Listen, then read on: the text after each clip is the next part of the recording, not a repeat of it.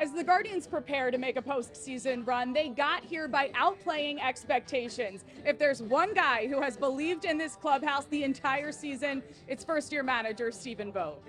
First-time manager, then you're taking over after Tito and his legacy here. You not only secure a spot in the postseason, you clinch the division, and you get a first-round bye.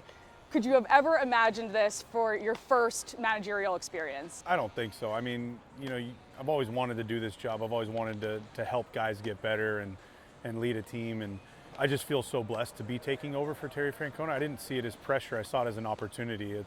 You're going into a place that's already been in great hands. Just don't screw it up. Did you imagine that it would go this well in your first season? If you're with us every day, it's not always pretty, but this team is so fun to watch, and I've just enjoyed working with them and seeing them get better. And I mean, you can't fathom things like this until it happens, and so I just feel really blessed that we were able to accomplish it. You guys faced adversity early in the season, just even when you look at everything that you went through with the starting rotation, but you've really been able to get the most out of guys. What has your approach been to really be able to allow guys to grow? Because guys have stepped into roles that maybe they weren't expected to fulfill going into the season. Yeah, I mean, I think it's a testament to this organization and the way they develop people. It's a next guy up mentality. We lost James Karinchak and Trevor Stephan in spring training. We lose Shane Bieber 2 games in. Those are 3 huge pieces of our team, and we've had guys step up and get it done, and I think that's just a testament to the resiliency of the players here, but also our coaching staff.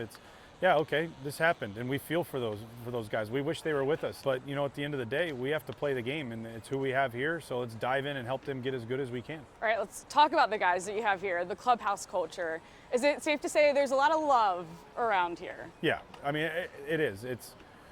When you go through a 8-month baseball season, counting spring training, you spend way more time with the people in this building than you do with your own family. You have to love each other. You don't have to like each other. You don't have to get along. You don't have to go to dinner. You don't have to hang out away from here. These guys do, but you have to care about each other, and you have to want to show up to work and want to work together and pull for each other, because it's hard. It's a long season. There's a ton of failure. So when the people around you are constantly building you up and helping you and encouraging you, you're going to play better, and that's what this group has proven. These guys have talked about wanting to win for you. You got emotional talking about how much you love these guys the other day. What about this environment has allowed that camaraderie to just grow so organically?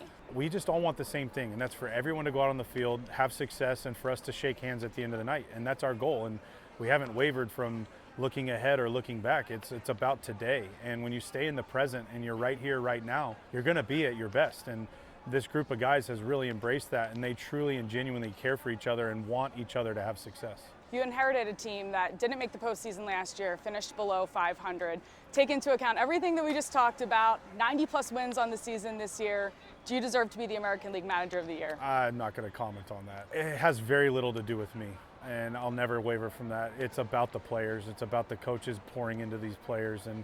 And yeah, I've done some of that, but at the end of the day, this was a great group. They made the playoffs 2 years ago. It's a lot of the same people. They had a down year last year, and we just tried to enhance and get better from what the skill sets they already have. And awards are awards, and sure, it'd be fun, but at the end of the day, I only care about one thing, and that's winning each game. And whatever accolades come from that, they do or they don't. I'm not going to judge the year by that. Going into the postseason, what is this team capable of?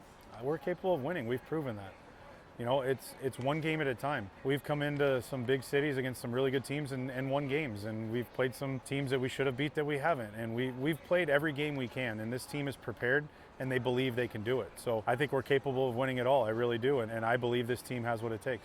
That postseason run will begin at home in the ALDS on October 5th. Reporting from Progressive Field, I'm Carly Massetti.